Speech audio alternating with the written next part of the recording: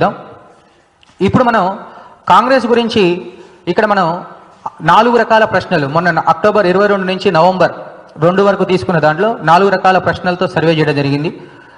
అక్కడ ఏ అభ్యర్థికి ఓటు వేస్తారు, ఏ పార్టీకి ఓటు వేస్తారు, ఇక్కడ కన్ఫ్యూజ్ చేయడం కోసం ఏ పార్టీ గెలుస్తుంది అనుకుంటున్నారు అనే క్వశ్చన్తో పాటు ఏ అభ్యర్థి గెలుస్తుంది అనుకుంటున్నారు అనే కన్ఫ్యూజన్లో 2 రకాల క్వశ్చన్లు ఇచ్చినప్పుడు ప్రజల్లో ఉన్న ఇంటర్నల్ ఆలోచన అనేది చెప్పడం జరుగుతుంది. అయితే ఇక్కడ కాంగ్రెస్కి ప్రధానంగా కలిసి వచ్చే అంశాలు ఏంది అని మాట్లాడుకున్నట్లయితే మెయిన్ కాంగ్రెస్ పార్టీ ఎజెండాలో జూబ్లీహిల్స్ నియోజకవర్గం గురించి మాట్లాడితే జూబ్లీహిల్స్ నియోజకవర్గంలో మొత్తం 407 బూతులు, 407 బూతులలో యూసఫ్గూడ 56 బూతులు, షేక్పేట 70, రెహమత్ నగర్లో 72, సోమాజిగూడ పార్ట్ 38, ఎర్రగడ్డ 63, వెంగళరావు నగర్ 58, బోరబండ 50, ఇలా మొత్తం 407 బూతులలో మైనార్టీ సామాజిక వర్గం సుమారు 1,10,000 నుంచి 1,15,000 ఓట్ బ్యాంక్ ఉంది.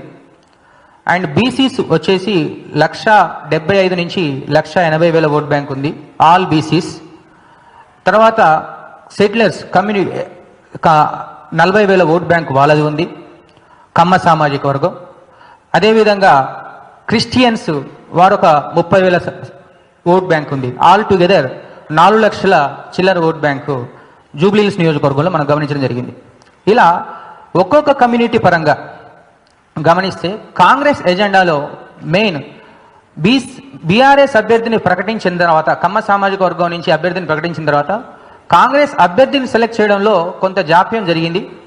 ఇక్కడ ఏ అభ్యర్థికి టికెట్ ఇస్తే బాగుంటుందని బాగా ఆలోచించి కాంగ్రెస్ తమ అభ్యర్థిని సెలెక్ట్ చేయడంలో 100% సక్సెస్ అయిందని చెప్పుకోవాలి అభ్యర్థి విషయంలో. ఎందుకంటే ఒక సైడు తెలంగాణలో బీసీ ఉద్యమం స్టార్ట్ అయింది, అదేవిధంగా జూబ్లీహిల్స్ నియోజకవర్గంలో మైనార్టీ సామాజిక వర్గం ఎక్కువ, దాని తర్వాత బీసీ సామాజిక వర్గం కూడా ఎక్కువ. ఈ 2 సామాజిక వర్గాలను ట్రంప్ కార్డుగా బేస్ చేసుకొని వాళ్ళ ఓట్ బ్యాంకుని బేస్ చేసుకొని కాంగ్రెస్ పార్టీ తమ అభ్యర్థిని సెలెక్ట్ చేసుకుందని భావించడం జరిగింది.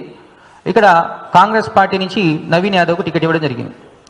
అయితే ఇక్కడ ఇదే క్రమంలో మైనార్టీస్ ఓట్ బ్యాంకు ఎవరికి కీలకంగా ఉంది అనే అంశంలో కూడా మనం ఒక సర్వే చేయడం జరిగింది. మైనార్టీస్ ఓట్ బ్యాంకు మనకు చూస్తే 1,15,000 ఓట్ బ్యాంక్ మనం చెప్పడం జరిగింది. 1,15,000లో కూడా 2023 జనరల్ ఎలక్షన్స్లో వాళ్ళు కేవలం 40% మాత్రమే పోలైంది. వాళ్ళు ఉన్న బూతులలో సుమారు 45 బూతుల్ని వాళ్ళు బాగా స్ట్రాంగ్గా ప్రభావితం చేస్తారు. ఈ 45 బూతులలో వాళ్ళది గతంలో 40,000 మాత్రమే పోలింగ్ జరిగింది. 40,000లో కాంగ్రెస్ పార్టీకి ఎంత మేరకు వచ్చిందని అనాలిసిస్ చేస్తే వాళ్ళకు 70% ఆ రోజు 2023 ఎలక్షన్స్లో పోలేయడం జరిగింది. 30% మళ్ళీ బీఆర్ఎస్ మాగంటి గోపికి పోలేయడం జరిగింది. కానీ ఈ ఎన్నికల్లో మైనార్టీస్ని మనం సర్వే చేసినప్పుడు అడిగితే ఇక్కడ 60:40 రేషియో, అంటే ప్రతి 10 మందిలో 6 కాంగ్రెస్ పేరు చెప్తే 4 బీఆర్ఎస్ పేరు చెప్పారు. కానీ ఇక్కడ ఇంకో ఈక్వేషన్ ఏంటంటే ప్రతి 10 మంది ఆడవాళ్ళలో మైనార్టీ ఓటర్లలో ప్రతి 10 మంది ఆడవాళ్ళలో మహిళా ఓటర్లలో 6 మళ్ళీ బీఆర్ఎస్ చెప్పారు.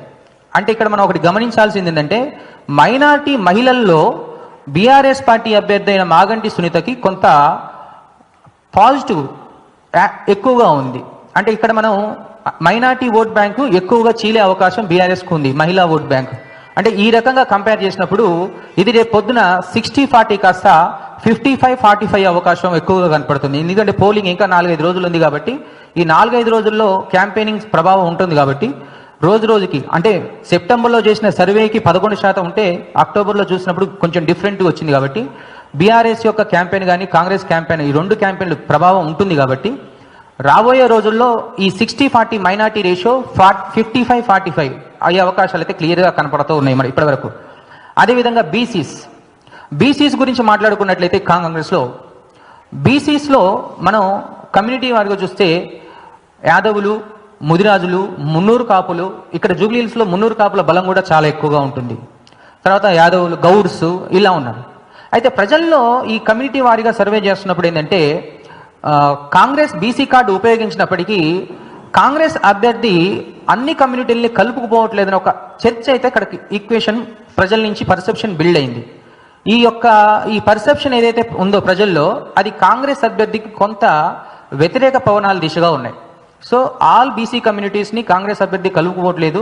అనే ఒక అంశం ప్రజల్లో ఎక్కడైతే రహమత్ నగర్, షేక్పేట, ఇటు సైడ్ ఎర్రగడ్డ, ఇక్కడ అందరూ కూడా ఆటోలు నడుపుకునే వాళ్ళు, పండ్లు వ్యాపారాలు, తర్వాత కన్స్ట్రక్షన్ ఫీల్డ్లో పనిచేసే మాస్ ఓటింగ్ ఎక్కువగా ఉంటుంది.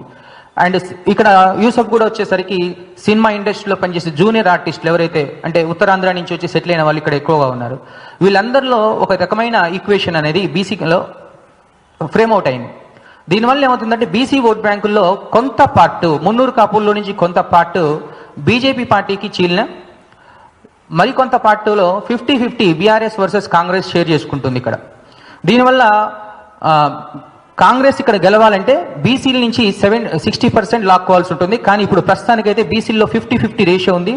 కొంత పార్ట్ అంటే 20% పార్ట్ ఇక్కడ బీజేపీ పార్టీ తీసుకుంటుంది. ఇక చూస్తే కమ్మ సామాజిక వర్గం, ఆంధ్ర సెటిలర్స్ ఇక్కడ మనం చూసుకున్నట్లయితే ఇక్కడ క్లాస్ ఏరియాలో వెంగళరావు కాలనీ కానీ, ఎర్రగడ్డ కానీ, ఇటు సైడ్ షేక్పేటలో ఒక రీజియన్ కానీ చూస్తే ఎప్పుడైనా సెటిలర్స్ ఆలోచన ఎట్లా ఉంటుందంటే రూలింగ్లో గవర్నమెంట్ ఏదైతే ఉందో వాళ్ళకు ఓట్లు వేస్తారు ఎక్కడైనా బై ఎలక్షన్స్లో. కానీ ఈ నియోజకవర్గంకి వచ్చేసరికి కొంచెం మనం సర్వే చేస్తున్నప్పుడు డిఫరెంట్గా అనిపించింది.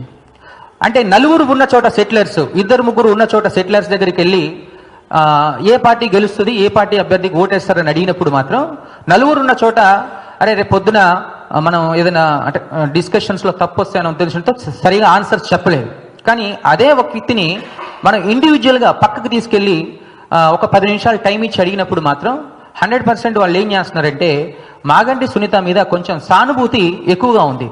ఈ సానుభూతి రేపు పొద్దున ఓటుగా మారే అవకాశాలు ఎక్కువగా ఉన్నట్టు గమనించి ఈ సెటిలర్స్లో ఆల్మోస్ట్ 65-35 రేషియో, అంటే 65% బీఆర్ఎస్కి 35% కాంగ్రెస్కి పడే అవకాశం అయితే క్లియర్గా ఇక్కడ గమనించడం జరిగింది.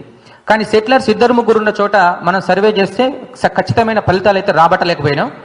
2-3 ఉన్న చోట రాలేము. కానీ ఇండివిజువల్గా పిలిచి మాట్లాడినప్పుడు మాత్రం వాళ్ళ మనసులో మాటని గమనించి అక్కడ మనం ఆన్సర్ తీసుకోవడం జరిగింది. అండ్ ఇక్కడ సెటిలర్స్లో ఎక్కువగా రియల్ ఎస్టేట్ వ్యాపారం చేసే వాళ్ళు ఉన్నారు. ఇక్కడ ఈ రియల్ ఎస్టేట్ వ్యాపారం చేసే వాళ్ళలో హైడ్రా ఎఫెక్ట్ తోటి గతంలో కాంగ్రెస్ ప్రభుత్వం తీసుకున్న ఏదైతే నిర్ణయం హైడ్రా ఉందో ఆ ఎఫెక్ట్ తోటి కొంత హైదరాబాద్లో మీ అందరికీ తెలిసిన విషయమే రియల్ ఎస్టేట్ రంగం అనేది కొంత కుదించుకుపోయిన విషయం, అంటే కుప్పకూలిపోయిన విషయం తెలిసిందే. కొనుగోళ్లు ఆగిపోయినాయి. కొనుగోళ్లు ఆగిపోవడంతో పాటు దీనితో అనుసంధానమైన 18 రకాల వ్యాపారాలు ఏదైతే రియల్ ఎస్టేట్తో అనుసంధానమైనవి, ఇసుక కావచ్చు, సిమెంట్ కావచ్చు, ఐరన్ కావచ్చు, కూలి పనులు కావచ్చు, ఇలా డిఫరెంట్ సెక్టర్స్ 18 రకాల వ్యాపారాల్లో 30% వ్యాపారాలు పడిపోయినాయి. దీనివల్ల రియల్ ఎస్టేట్ వ్యాపారం చేసేవాళ్ళు అండ్ ఆ రియల్ ఎస్టేట్ మీద డిపెండ్ అయిన మాస్ ఓటర్స్, కూలి పనులు చేసుకునే వాళ్ళు చాలా వరకు ఈ జూబ్లీహిల్స్ నియోజకవర్గంలో, అంటే నియోజకవర్గం మాత్రమే అందంగా కనపడుద్ది. జూబ్లీహిల్స్ అద్దాల మెడలా కనపడుతుంది. కానీ లోపలికి వెళ్తే 60% మాస్ ఓటింగ్ ఉంది. ఇక్కడ 60% మాస్ ఓటింగ్, 40% క్లాస్ ఓటింగ్ ఉంది. ఈ 60% మాస్ ఓటింగ్ మీద ఎక్కువగా ఇంపాక్ట్ చూపిన నిర్ణయం ఏదైతే ఉందో హైడ్రా ఎఫెక్ట్, దానివల్ల మాస్ ఓటర్స్లో, ఎందుకంటే మేము ఒక దగ్గర ఇది రహమత్ నగర్లో ఒక బస్తీకి వెళ్ళి అడిగినప్పుడు వాళ్ళు రూపాయి కూడబెట్టుకొని ఎక్కడో ఒక దగ్గర చిన్న ఫ్లాట్ కొనుక్కున్నారంట. దాంట్లో ఒక చిన్న ఇల్లు కట్టుకున్నారంట, దాన్ని కూలగొట్టారంట. సర్వేకి వెళ్ళినప్పుడు ఒక కుటుంబం చెప్పిన బాధ అనేది కొంచెం డిఫరెంట్గా, అంటే ఆ ఒకటే కాదు, అలాంటి చాలా వరకు మనం వినడం జరిగింది. ఇవన్నీ ఏంటంటే కొంచెం మాస్ ఓటింగ్ని కదిలి చేసింది. పైకి ఏ పార్టీ గెలిస్తే బాగుంటుంది అన్నప్పుడు పైకి ఒక సమానం చెప్పినా, కానీ ఇండివిజువాలిటీ మాత్రం ప్రజల్లో ఒక సైలెంట్ ఓటింగ్ ప్రాతిపదికన, సైలెంట్ ఓటింగ్ ప్రక్రియ అనేది రేపు పొద్దున 100% జరగబోతుంది అనేది మనం కనిపెట్టడం జరిగింది. సో దీనివల్ల ఏమవుతుందంటే సైలెంట్ ఓటింగ్ ఎక్కువ శాతం ఇక్కడ ప్రతిపక్ష పార్టీ అయిన బీఆర్ఎస్కి పడే అవకాశం ఉన్నట్టు గమనించడం జరిగింది ఇక్కడ. దాంతోపాటు ఇక కాంగ్రెస్కి ప్రధానంగా కలిసి వచ్చే అంశాల గురించి మాట్లాడుకుందాం. కాంగ్రెస్ పార్టీకి ప్రధానంగా కలిసి వచ్చే అంశాలు చూస్తే యాదవ కమ్యూనిటీ ఏదైతే బీసీ కార్డు ఉందో, యాదవ కమ్యూనిటీ, వాళ్ళ కమ్యూనిటీలో ఓట్లు తక్కువే ఉన్నా కానీ యూనిటీ ఉంటుంది. అదేవిధంగా మైనార్టీ ఓట్ బ్యాంకులో 60% వాళ్ళకు అనుకూలంగా ఉంది. దానితో పాటు కాంగ్రెస్ అభ్యర్థి అయిన నవీన్ యాదవ్, ఇతని మీద వ్యక్తిగతంగా ప్రజల్లో ఎవరు పెళ్లి కార్డు ఇచ్చినా వెళ్తాడంట, ఎవరు ఇన్వైట్ చేసినా వెళ్తాడంట. 100% వ్యక్తిగతంగా కొంచెం మంచినే ఉంది. అదేవిధంగా ఇతను గతంలో చేసిన శ్రీమంతాలు కానీ సోషల్ యాక్టివిటీస్ కానీ ప్రజల్లో కొంత మంచి పేరే ఉన్నప్పటికీ ఇక్కడ కాంగ్రెస్ ప్రభుత్వం మీద ఏర్పడ్డ ఏదైతే యాంటీ ఇన్కంబెంట్స్ వ్యతిరేకత ఏదైతే ఉందో అది బలం అంటే ఎక్కువగా ఇంపాక్ట్ చూపిస్తుంది ఇక్కడ. అదేవిధంగా కాంగ్రెస్ గవర్నమెంట్ ఇచ్చిన ration cards, new ration cards mass ఓటింగ్స్లో కొంత పాజిటివ్ దృక్పథాన్ని అయితే అక్కడ ఇవ్వడం జరిగింది. దీంతో పాటు పాత కాంగ్రెస్ సాంప్రదాయ ఓట్ బ్యాంక్ ఏదైతే ఉందో అది ఒక 18 to 20,000 సాంప్రదాయ ఓట్ బ్యాంక్ ఇక్కడ ఉండడం గమనించడం జరిగింది. ఇవి కాంగ్రెస్ పార్టీకి 4 అనుకూల అంశాలని చెప్పుకోవచ్చు. ఇంకా నెగిటివ్ వచ్చేసరికి ప్రభుత్వ పాలన. ఇది మాత్రం మాట్లాడుకునే ముందు అయితే ఇక్కడ మనం సర్వేలో సెకండ్ క్వశ్చన్ కింద అడిగింది ఏంటంటే ప్రస్తుత ప్రభుత్వ పాలన మీద మీ అభిప్రాయం ఏంటి అని అడిగింది.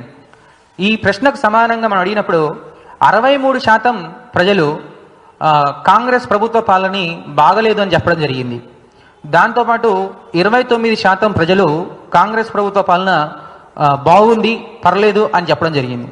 మరొక 8% ప్రజలు ఇప్పుడే చెప్పలేం అనే ఆన్సర్ కూడా చెప్పడం జరిగింది. అంటే ఇక్కడ యాంటీ ఇన్కంబెన్స్ ప్రభుత్వ పాలన మీద వ్యతిరేకత అనేది 63% అంటే డేంజర్ జోన్లో ఉందని చెప్పుకోవచ్చు. అయితే ఇది రేపొద్దున బై ఎలక్షన్స్లో కొంత ఎక్కువ ప్రభావం చూపే అవకాశం అయితే ఉంది. ఇదే సైలెంట్ ఓటింగ్, ఎందుకంటే ఇంకా 3 సంవత్సరాలు కాంగ్రెస్ ప్రభుత్వం ఉంటుంది కాబట్టి ప్రజల్లో ఒక రకమైన భయా వాతావరణం అనేది ఏర్పడుతూ ఉంటుంది. అంటే ఇప్పుడే బయటపడితే ఏం జరుగుతుంది అనేది. కానీ ఓటింగ్ వేసేటప్పుడు మాత్రం ప్రజలు వాళ్ళతో పర్సనల్గా మాట్లాడడం జరిగింది కాబట్టి ఓటింగ్ వేసేటప్పుడు ప్రజల్లో మాత్రం వాళ్ళ నిర్ణయం సొంతంగా తీసుకునే అవకాశాలు ఎక్కువగా ఉన్నాయి. సో ప్రభుత్వ పాలన మీద పాజిటివిటీ కంటే నెగిటివిటీ రెండింతలు ఉందని చెప్పుకోవచ్చు ఇక్కడ. నెక్స్ట్ వచ్చే బై ఎలక్షన్స్లో ఏ పార్టీకి ఓటేస్తారు అని అడిగినప్పుడు ఇక్కడ టోటల్ శాంపిలింగ్ వచ్చేసి 4,580 శాంపిల్స్ తీసుకోవడం జరిగింది. ఇక్కడ ఇందులో 1,727 శాంపిల్స్ కాంగ్రెస్కి అనుకూలంగా ఆన్సర్ చెప్పారు. 1976 శాంపిల్స్ బీఆర్ఎస్కి అనుకూలంగా చెప్పారు. 473 శాంపిల్స్ బీజేపీకి అనుకూలంగా చెప్పారు. 404 శాంపిల్స్ నో ఆన్సర్ అంటే చెప్పడానికి ఇష్టపడని వాళ్ళు ఉన్నారు. అంటే మొత్తం మీద చూస్తే 38% ప్రజలు కాంగ్రెస్కి అనుకూలంగా ఉంటే 43% ప్రజలు బీఆర్ఎస్కి అనుకూలంగా ఉన్నారు. బీజేపీకి మాత్రం గతంలో వచ్చిన ఓట్ల కంటే చాలా తక్కువ ఓట్లు వచ్చే ప్రమాదం ఈ ఎలక్షన్స్లో ఉండబోతుంది. కేవలం 10% మాత్రం ఓటర్లు మాత్రమే బీజేపీకి వేశారు. మరొక 9% ఓట్లు ఇక్కడ న్యూట్రల్గా ఉన్నారు. అయితే ఇక్కడ స్వింగ్ ఓటర్స్ గురించి మాట్లాడుకుంటే ఈ స్వింగ్ ఓటర్స్ 9% ఎప్పుడు కూడా ప్రభుత్వానికి ఆపోజిట్గా ఉంటారు. ఇక్కడ రూలింగ్లో ఉంది కాంగ్రెస్ పార్టీ. మరి కాంగ్రెస్ పార్టీకి ఆపోజిట్గా ఉన్నప్పుడు ఈ స్వింగ్ ఓటర్స్ 9%లో 50% అంటే 4.5% మళ్ళీ బీఆర్ఎస్కి యాడ్ అవుద్ది. అంటే అప్పుడు బీఆర్ఎస్ 43 కాస్త 47% ఎగబాకే అవకాశం ఉంటుంది.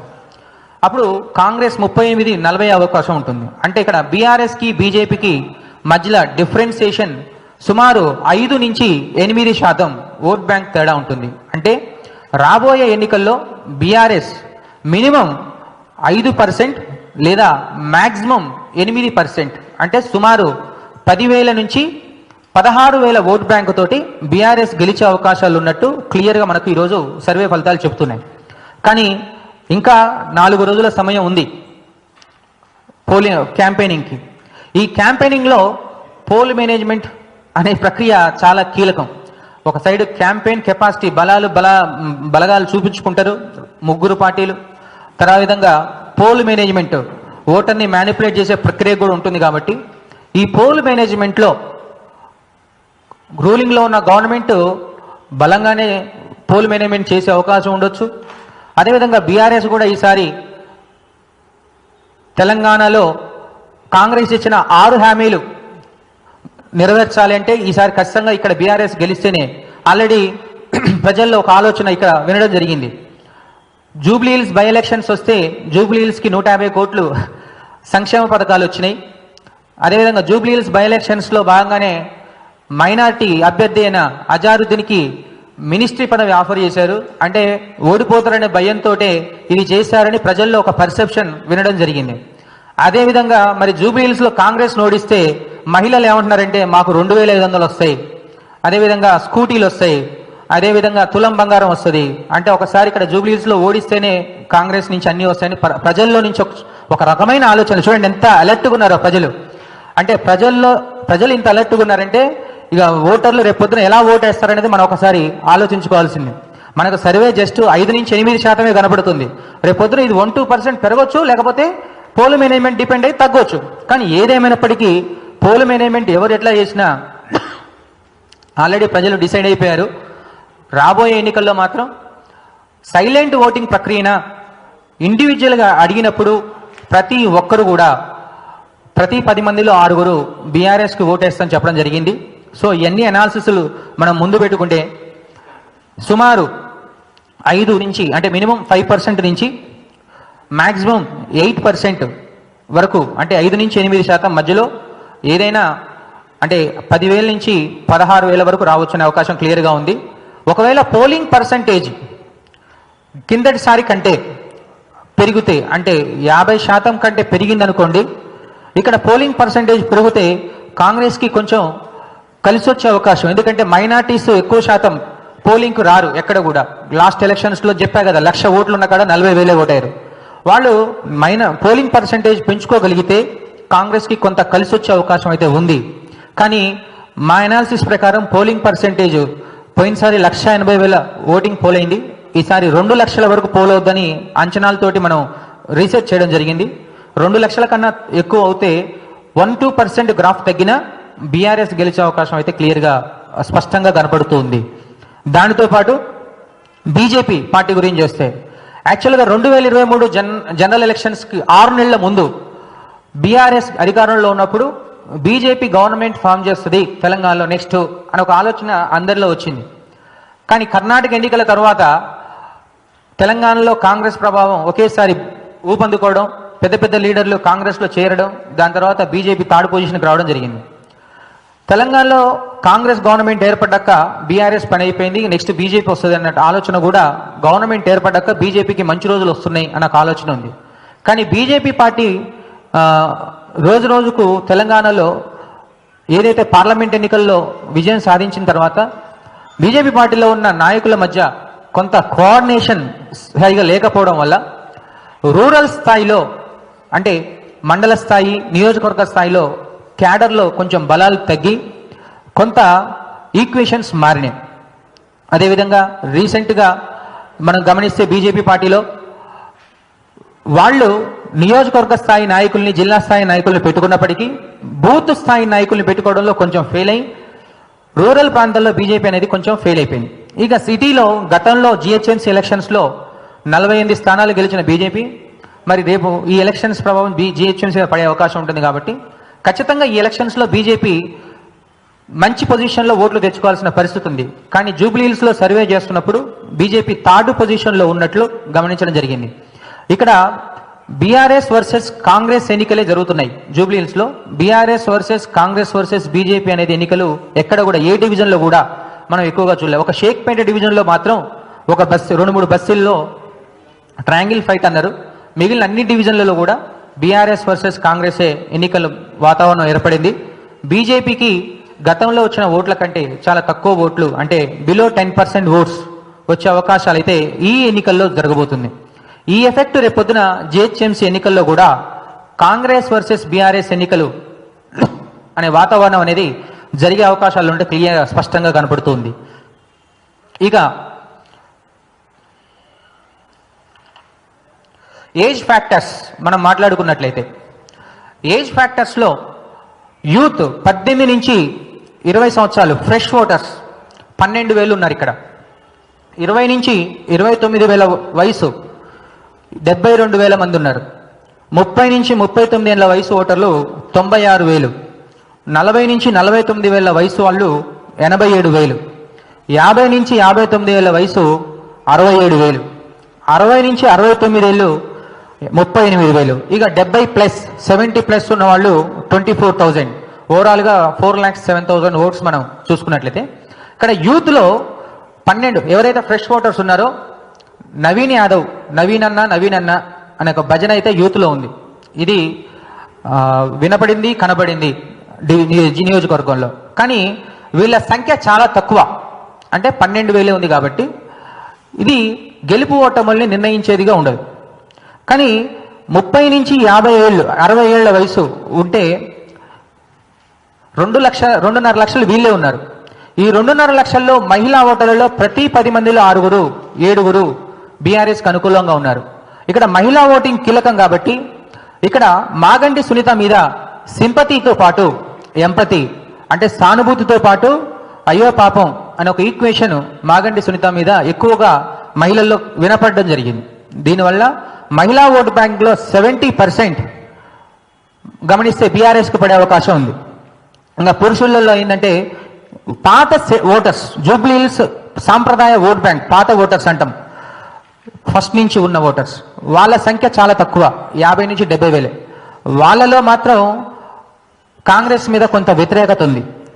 అభ్యర్థి ఒక నెరేషన్ బేస్ చేసుకోవచ్చు, కాంగ్రెస్ పార్టీ బేస్ చేసుకోవచ్చు. పాత ఓటర్లలో మాత్రం ఇక్కడ కాంగ్రెస్ మీద వ్యతిరేకత ఉంది, బీఆర్ఎస్ మీద కొంత పాజిటివ్ దృక్పథం ఉంది. అదేవిధంగా కొంత ఓట్ బ్యాంక్ బీజేపీ కూడా పాత ఓటర్స్లో మారుతుంది. ఇదే రకంగా 60+ ఓటర్స్లో చూస్తే వీళ్ళు 60,000 ఉన్నారు మొత్తం, 60 నుంచి ఇక పైన. ఈ 60,000లో 50-50 అటు కాంగ్రెస్ ఇటు బీఆర్ఎస్కి 50-50గా ఉండడం గమనించడం జరిగింది.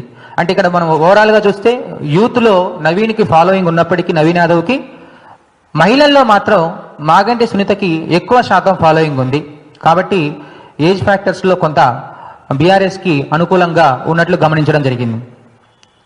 ఇక ప్రభుత్వ పాలన మీద ప్రజల తీర్పు, అసలు ప్రజలు ఏం కోరుకుంటున్నారు మీద చూస్తే 2 సంవత్సరాల ఇంకొక 1 మంత్లో నవంబర్ 30 అంతే అనుకుంటా కదా, నవంబర్ 30 2 సంవత్సరాలు ముగించుకుంటారు.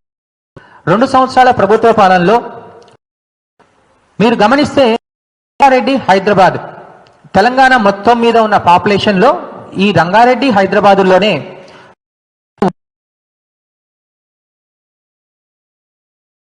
ప్రభుత్వంలో ఈ 2 జిల్లాల్ని దృష్టిలో పెట్టుకొని రూరల్ ప్రాంతాల్లో నుంచి వచ్చిన ఓటర్లందరూ ఇక్కడే ఎక్కువ ఉంటారు, ఇక్కడే నివాసిస్తున్నారు. కాబట్టి ఇక్కడ ప్రజల్ని ఎక్కువ కాపాడుకోవాలనే ఉద్దేశంతో గతంలో 10 సంవత్సరాల పరిపాలనలో కేసీఆర్ ప్రభుత్వంలో రంగారెడ్డి జిల్లాకు 3 మంత్రుల్ని, హైదరాబాద్ జిల్లాకు 3 మంత్రుల్ని పెట్టడం జరిగింది, మీ అందరికీ తెలిసిన విషయమే. కానీ ఈ 2 సంవత్సరాల కాంగ్రెస్ పాలనలో ఈ ఉమ్మడి రంగారెడ్డి హైదరాబాద్ జిల్లాలకు ఒక్క మంత్రి కూడా లేడు అనే ఒక ఆలోచన ప్రజల్లో ఉంది. అంటే మాకేదైనా సమస్య వస్తే ఏ మంత్రికి చెప్పుకోవాలి అనే ఒక ఆలోచన. రూరల్లో మంత్రులు ఉన్నారు, రేషన్ కార్డులు ఉన్నాయి, ఇందిరా మిల్లు వస్తున్నాయి, సన్నబియ్యం వస్తున్నాయి, అన్నీ వస్తున్నాయి. అంటే ఏదైతే హామీలు ఇచ్చారో అవి చేస్తున్నారు. కానీ ఈ 2 జిల్లాల్లో ప్రజలకు ఏం న్యాయం జరిగింది అనే ఒక ఆలోచనతో ఇక్కడ ప్రజలు కొంత సంకోచం అనేది వ్యక్తం చేయడం జరిగింది.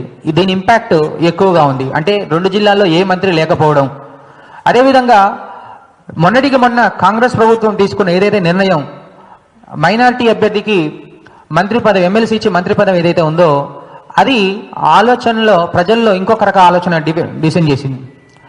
ఏంటంటే ఎన్నికలు వచ్చినాయి కాబట్టి ఇప్పుడు ఇక్కడ ఇచ్చడం జరిగిందా, మరి రంగారెడ్డి హైదరాబాద్లో ఒక కాంగ్రెస్ అభ్యర్థి కూడా గెలవలేదు, రంగారెడ్డిలో గెలిచింది ఒకే ఒక కాంగ్రెస్ అభ్యర్థి, ఇబ్రాహీంపట్నంలో మల్రెడ్డి రంగారెడ్డి గెలిచారు, కనీసం అక్కడ గెలిచిన అభ్యర్థి కూడా మంత్రి పదవి వేయలేదు. మరి హైదరాబాద్లో మైగ్రేట్ అయ్యారు, అరికపూడి గాంధీ పార్టీ మారి వచ్చాడు, మరి అంతకుముందు మంత్రి పదవి వేయకుండా ఎన్నికలు వచ్చినాయి, ఇప్పుడు మంత్రి పదవి ఇస్తున్నారు. ఓన్లీ మైనార్టీ ఓట్లని చీల్చడం కోసమే, మైనార్టీ ఓట్లను లాక్కోవడం కోసమే మంత్రి పదవి ఇచ్చారా అనే ఒక ఆలోచన బీసీ ఓటర్లలో స్టార్ట్ అయింది. దీంతోపాటు నవీన్ యాదవ్ యొక్క ఫాలోవర్స్లో కూడా ఒక ఆలోచన ఏమైందంటే, ఎన్నికలు సర్వే చేస్తున్నప్పుడు నవీన్ యాదవ్ గెలిస్తే హైదరాబాద్లో మంత్రి లేడు కాబట్టి యాదవ్ కమ్యూనిటీ నుంచి మంత్రి అయ్యే అవకాశం ఉంది అని వాళ్ళు ఆల్రెడీ ఒక పర్సెప్షన్ బిల్డ్ చేసుకోవడం జరిగింది. ఎప్పుడైతే ఇక్కడ అజారుద్దీన్కి మంత్రి పదవిని అనౌన్స్ చేశారో అక్కడ ఫాలోవర్స్లో కొంత ఆలోచన సరళి మారి వాళ్ళ యొక్క యాక్టివిటీస్ అనేది కొంచెం తగ్గుముఖం బట్టి దీని యొక్క ప్రభావం కాంగ్రెస్ మీద ఎక్కువగా పడే అవకాశం ఉన్నట్టు గమనించడం జరిగింది. అదేవిధంగా హైదరాబాద్లో కాంగ్రెస్ ప్రభుత్వం తీసుకున్న మరొక నిర్ణయం హైడ్రా ఎఫెక్ట్.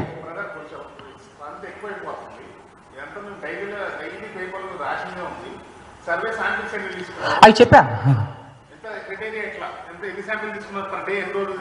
మొత్తం చెప్పాను. ఓకే, మీరు క్వశ్చన్స్ అడగండి, దాని తర్వాత మళ్ళీ చెప్తా. ఓకే, మళ్ళొకసారి ఫైనల్ సర్వేకి వెళ్ళిపోదాం. ఓకే,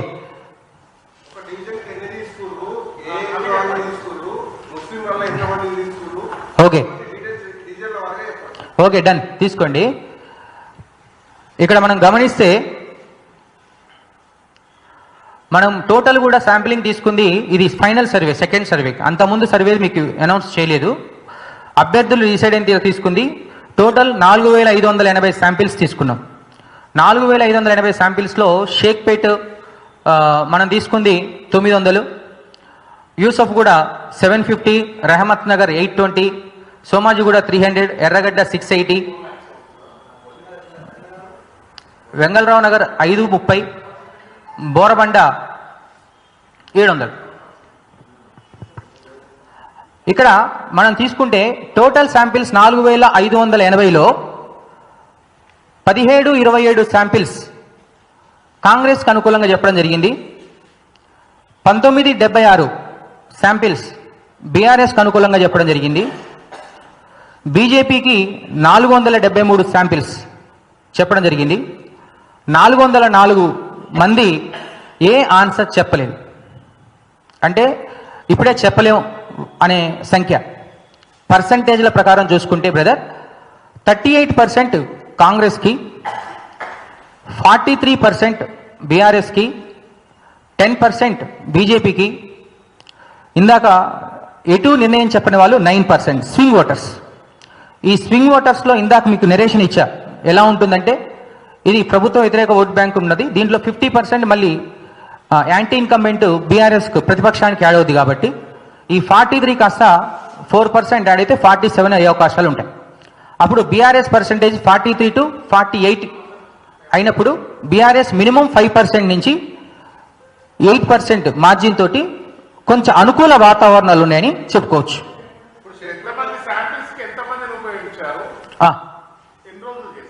ఓకే, ఇది మనం తీసుకున్న శాంపిలింగ్ అక్టోబర్ 22 నుంచి నవంబర్ 2వ తారీఖు వరకు ఒక 6 టీమ్ లీడర్స్ ఉంటారు. టీమ్ లీడర్ కింద మళ్ళీ 5 సభ్యులు ఉంటారు.